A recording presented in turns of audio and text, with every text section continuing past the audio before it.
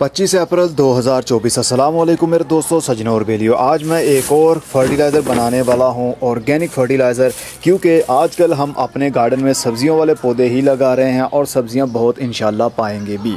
तो सब्ज़ी वाले पौधों की जब भी बात आएगी, सब्जियां हासिल करने की बात आएगी, तो सबसे पहले जहन में अपने बैठा लीजिए, एक तो आपने कीड़ों के ऊपर कंट्रोल पाना है और दूसरा आपने पौधों को खादें देनी हैं।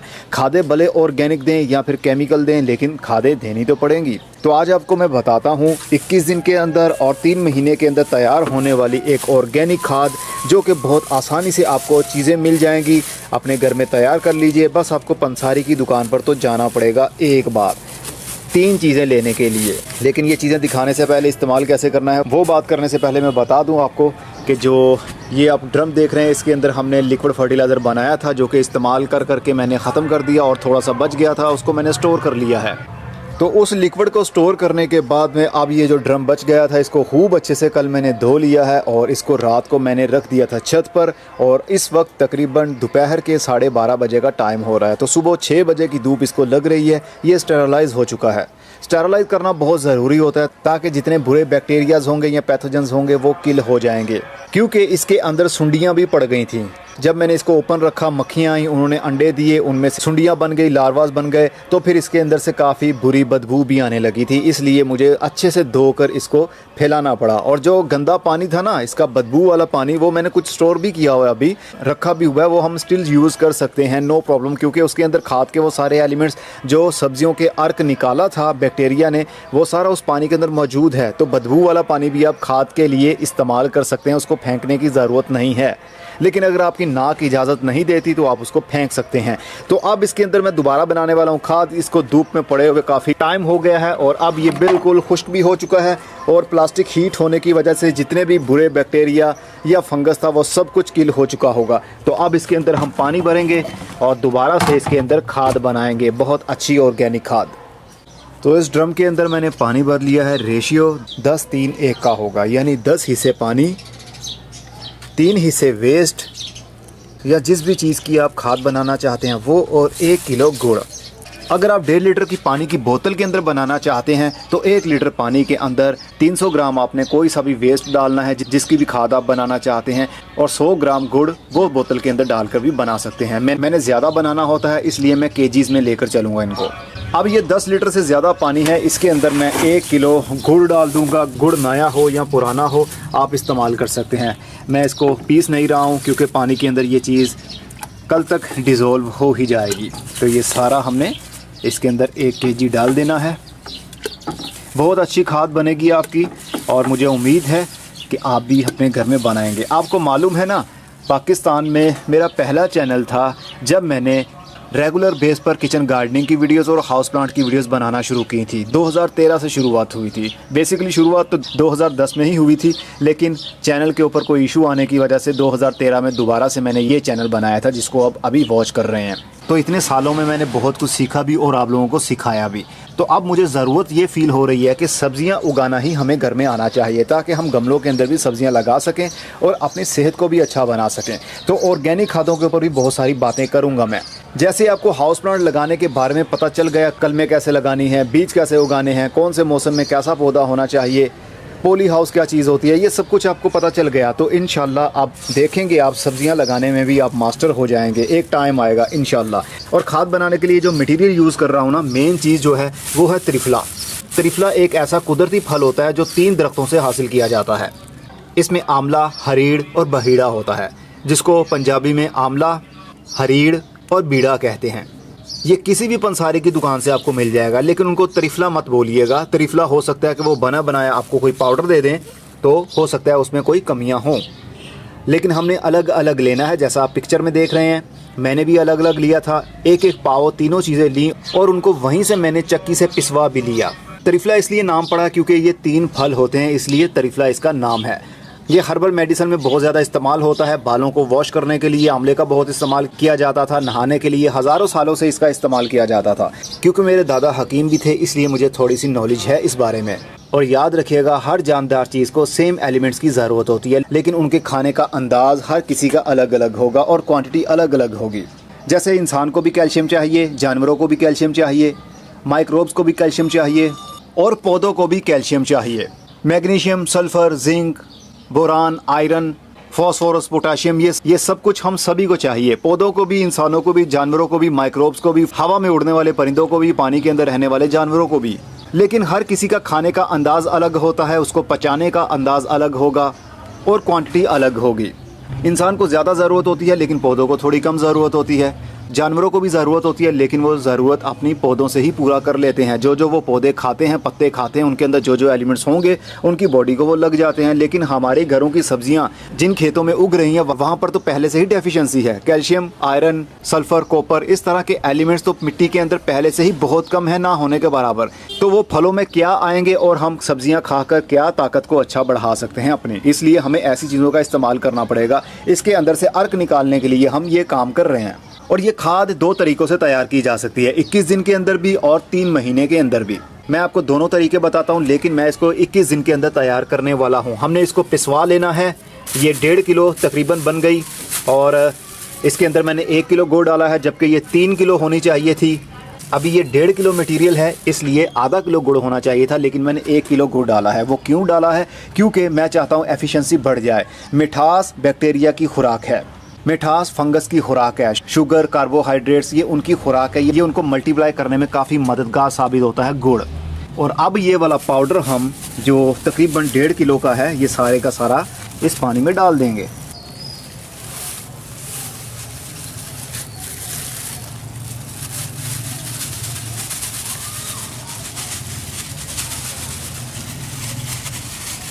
और इससे इतनी अच्छी खाद बनेगी कि यकीन मानिए आपको किसी और चीज़ की ज़रूरत नहीं पड़ेगी। इसके होते हुए हर चीज़ की आप खाद बना सकते हैं। इसके अंदर मिनरल्स भी हैं, इसके अंदर बहुत सारे प्रोटीन्स भी हैं, और जब ये बन जाएगी इसके अंदर बहुत सारा शुगर भी ऐड होगा, यानी वो शुगर जो ग्लूकोज बन चुका है, जो पौधों की जड़ों को ज़रूरत भी होती है, वो ग्लूकोज बनेगा इसके अंदर। जो पौधे धूप में पत्तों के थ्रू खाना बनाते हैं, कार्बोहाइड्रेट्स बनाते हैं, शुगर बनाकर, ग्लूकोज बनाकर जड़ों को भी देते हैं, पत्तों के अंदर स्टोर भी रखते हैं। और जड़ों के साथ में जो बैक्टीरिया लगे होते हैं, जिसको माइकोराइजा कहते हैं, वो भी वहीं से शुगर लेते हैं और शुगर लेने के बदले बहुत सारे एलिमेंट्स मिट्टी में से इकट्ठा करके पौधे की जड़ों को मुहैया करते हैं। ये है कुदरती गार्डनिंग, इसको समझना पड़ेगा। टाइम टू टाइम आप इंशाल्लाह समझ जाएंगे। तो अब ये इसके अंदर खुद ही डिज़ोल्व होने लगा है, हम इसको मज़ीद मिक्स कर देते हैं। मैं इसके अंदर बैक्टीरिया वाला कल्चर भी ऐड करूंगा, क्योंकि मैं चाहता हूं कि 21 दिन के अंदर अंदर ये खाद हमारी तैयार हो जाए और इसको हम छान कर अलग कर लेंगे और फिर अपने पौधों में इस्तेमाल भी किया करेंगे। ये मेथड जो इस्तेमाल कर रहा हूँ मैं एनएरोबिक कर रहा हूँ, यानी एंजाइम वाला जो मेथड होता है ना, वो वाला कर रहा हूँ। इसके अंदर सारे एलिमेंट्स हैं, nitrogen, phosphorus, potassium, zinc, calcium, sulphur, boron, manganese, copper, selenium, सारे एलिमेंट्स, जो भी 16 से 17 एलिमेंट्स पौधों को चाहिए होते हैं, हो सकता है कि उनसे भी कुछ ज़्यादा ही हो इसके अंदर, क्योंकि त्रिफला एक ऐसा फल है जो कई हज़ार सालों से इस्तेमाल होता आ रहा है। इंसानों के लिए हो, जानवरों के लिए हो, मिट्टी के लिए हो, हर किस्म का मिनरल भी इसके अंदर पाया जाता है। इसका पीएच थोड़ा एसिडिक होता है, लेकिन जब ये फर्मेंट हो जाएगा 21 दिन के अंदर, तो फिर ये एसिडिक नहीं रहेगा, बल्कि ये बेसिक की तरफ जाने लगेगा। 7.0 की तरफ इसका पीएच हो जाएगा। तो अब इसके अंदर मैं मिक्स करने वाला हूँ बैक्टीरिया का कल्चर भी। अगर आप नहीं करना चाहते तो ऐसे ही रहने दीजिए। अगर आप जल्दी काम करवाना चाहते हैं इसे, तो इसके अंदर बैक्टीरिया यानी फौज ऐसी डालनी पड़ेगी जो फटाफट इस मटेरियल को खाकर इसका अर्क इस पानी के अंदर शामिल कर दे। उसके लिए मैं बैक्टीरिया कल्चर इस्तेमाल करने वाला हूँ। ये हमारे दरा स्टोर से भी मिल जाता है, तो ये मैं इस्तेमाल करूँगा। बोतल का ढक्कन कोई भी हो सकता है, बोतल कोई भी हो सकती है। आपने कलर के ऊपर नहीं जाना, बीच में जो मटेरियल होता है वो हमारा ही मटेरियल होगा बना हुआ। तो पैकिंग कोई सी भी हो सकती है, बस हमारे दरा स्टोर से ही वो चीज़ आनी चाहिए। अब इसका क्या फ़ायदा होगा, इसके अंदर बेनिफिशियल बैक्टीरिया और फंगस है, वो इसको जल्दी ही ब्रेक डाउन कर देगा। इतने छोटे छोटे पार्टिकल में ले आएगा कि वो अवेलेबल फॉर्म में बनने लगेंगे, मतलब बैक्टीरिया के लिए वो खाना बन जाएगा। फ़िलहाल के लिए बैक्टीरिया का खाना क्या है इस वक्त, क्योंकि ये बहुत मोटा मटेरियल है, बैक्टीरिया और फंगस इसको इनटेक नहीं कर पाएंगे, ना ऑब्जर्व कर पाएंगे, इसलिए हमने शुगर ऐड की है, गुड़ ऐड किया है, कार्बोहाइड्रेट्स ऐड किए हैं। गुड़ फौरी तौर पर पानी में हल हो जाएगा और फौरी तौर पर बैक्टीरिया उसको लेने लगेंगे और मल्टीप्लाई भी होने लगेंगे। इस तरह बैक्टीरिया भी मल्टीप्लाई हो जाएंगे और हमारा ये वाला जो मटेरियल है वो भी डिकम्पोज हो जाएगा।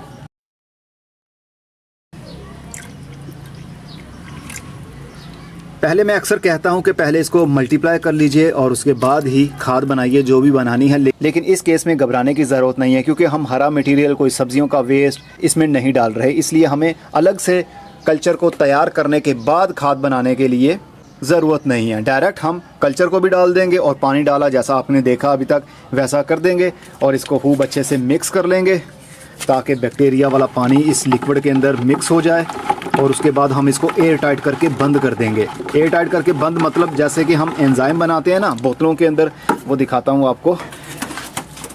जैसा कि ये मैं बहुत सारे एंजाइम्स वक्त के साथ साथ बना कर रखता रहता हूँ, तो इसका इस्तेमाल करने की वजह से हमारे पौधों की ग्रोथ अच्छी होती है। तो जैसा कि ये ऑरेंज का बना हुआ है, इसके अंदर गैस अभी होगी, ये देखिए गैस की आवाज़ आई। इसी तरह हमने उस जो कि बाल्टी के अंदर जो ड्रम के अंदर बना रहे हैं उसके अंदर भी आपने इसी तरह इसकी गैस रिलीज़ कर देनी करनी है तकरीबन 5 से 6 दिन के बाद, और 21 दिन के बाद ये बिल्कुल तैयार हो जाएगा। रही बात कि बैक्टीरिया जो हमने इस्तेमाल किया है इसको ऑक्सीजन भी तो चाहिए, लेकिन घबराइए मत। मैंने 8 महीने इसके ऊपर ट्रायल किया, टेस्ट किया, एयर टाइट करके बंद करके रखा इसको, लेकिन ये बैक्टीरिया फिर भी मरे नहीं। जब इसको मैंने दोबारा से मल्टीप्लाई करने के लिए नए पानी के अंदर नया गुड़ डालकर डाला तो तकरीबन 3 से 4 दिन के बाद ही पानी के ऊपर इस तरह की झाग बनने लगी। इसका मतलब ये था कि बैक्टीरिया मरे नहीं थे बल्कि वो डोरमेंट चले गए थे, उनको खाना नहीं मिल रहा था, उनको ऑक्सीजन नहीं मिल रही थी, वो सुस्त हो गए थे। उनको खाना मिलेगा तो वो खा पाएंगे, उनको ऑक्सीजन मिलेगी तो वो खुद को खूब अच्छे से मल्टीप्लाई भी कर सकेंगे। लेकिन एयर टाइट करने की वजह से भी ये बैक्टीरिया हमारे मरे नहीं। इसका मतलब कि ये एरोबिक और एनएरोबिक दोनों मेथड काम करते हैं। बाकी अगर आप नहीं मंगवाना चाहते, नो इशू, 3 महीने का इंतज़ार आपको करना पड़ेगा। 3 महीने के लिए ये मटेरियल जैसा डाला मैंने वैसा आप डाल के रख लीजिए और 3 महीने के बाद आपकी खाद बहुत अच्छी तैयार हो जाएगी। आप लिक्विड इस्तेमाल कर सकेंगे। कितना लिक्विड जनाब? सिर्फ और सिर्फ 1 लीटर पानी में 5 ml ये वाला पानी आपने डालना है और पौधों के पत्तों के ऊपर स्प्रे कर देना है। हर 3 से 4 दिन के बाद स्प्रे करते रहेंगे तो आप खुद नोट करेंगे सब्जियां इतनी लगेंगी कि आप देखकर खुश हो जाएंगे। और मिट्टी में डालने के लिए हर पानी, जब भी आप पानी दें, भले 1 दिन के बाद पानी दें, भले 7 दिन के बाद पानी दें, जब भी पानी दें मर्जी आपकी है, लेकिन मिनिमम 7 दिन में एक बार तो मिट्टी के अंदर पानी के साथ ये वाली खाद जानी चाहिए। हर पौधे को तकरीबन 40 से 50 ml ये वाली खाद मिलनी चाहिए। अंदाज़न बता रहा हूँ आपको, घबराने की ज़रूरत नहीं है। अगर आप ज़्यादा भी इस्तेमाल कर लेंगे आपके पौधे मरेंगे नहीं। अगर स्प्रे भी ज़्यादा इस्तेमाल हो जाएगी तब भी आपके पौधे मरेंगे नहीं, क्योंकि ये कोई केमिकल नहीं है, बैड गैसेस इसके अंदर नहीं है जो आपके पौधों के पत्तों के ऊपर बर्निंग लाने लगेंगे। मैं उतनी डोज आपको बता रहा हूँ जितने के पौधे इनटेक कर लेंगे। जहाँ ज़रूरत ही 5 ml की है, अगर आप 10 या 20 ml डाल देंगे, पौधे ने पत्तों के थ्रू तो 5 ml ले लिया, लेकिन बाकी का वैसे ही पड़ा रहेगा। धूप लगने की वजह से उसकी एफिशिएंसी कम हो जाएगी। तो क्यों ना हम थोड़ा थोड़ा दे, लेकिन मुसलसल देते रहें। ना देने से अच्छा है कि थोड़ा थोड़ा ऐड करते रहा करें मिट्टी के अंदर और पत्तों के ऊपर।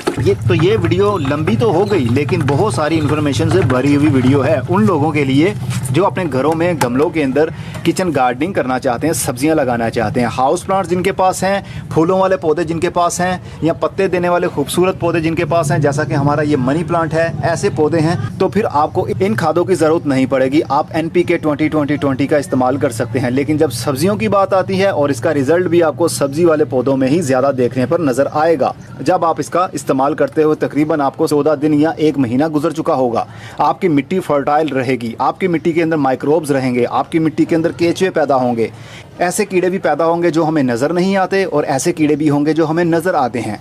तो वो सारे के सारे मिलकर काम करेंगे।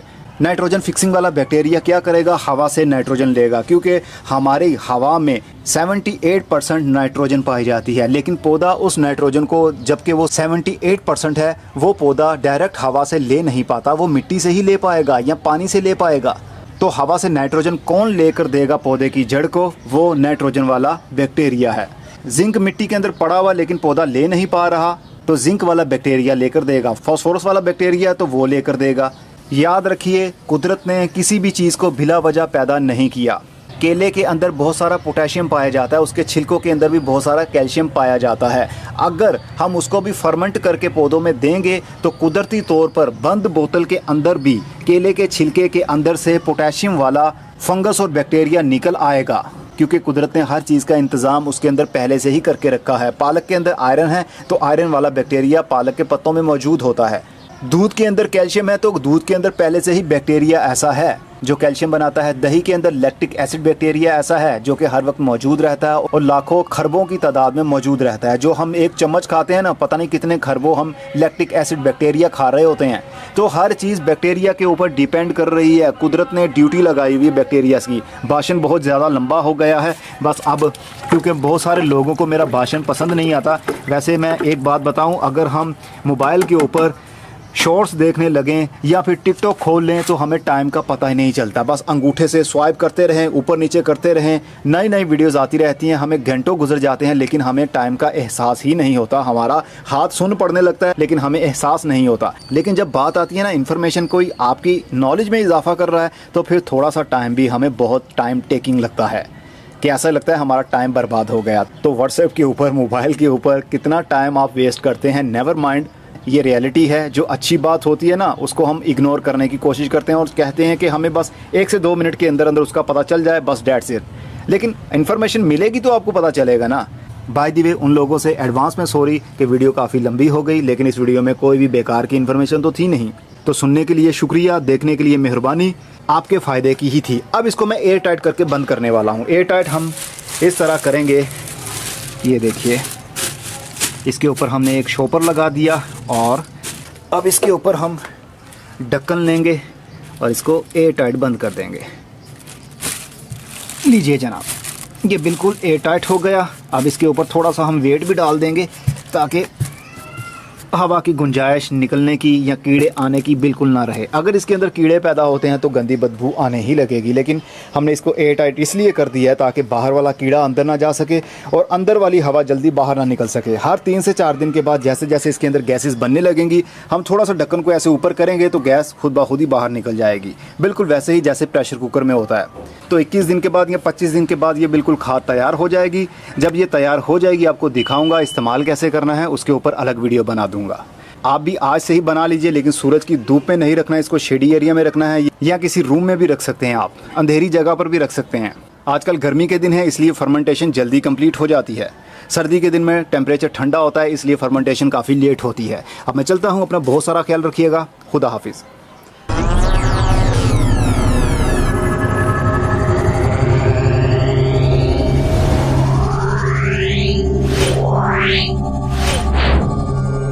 Yeah.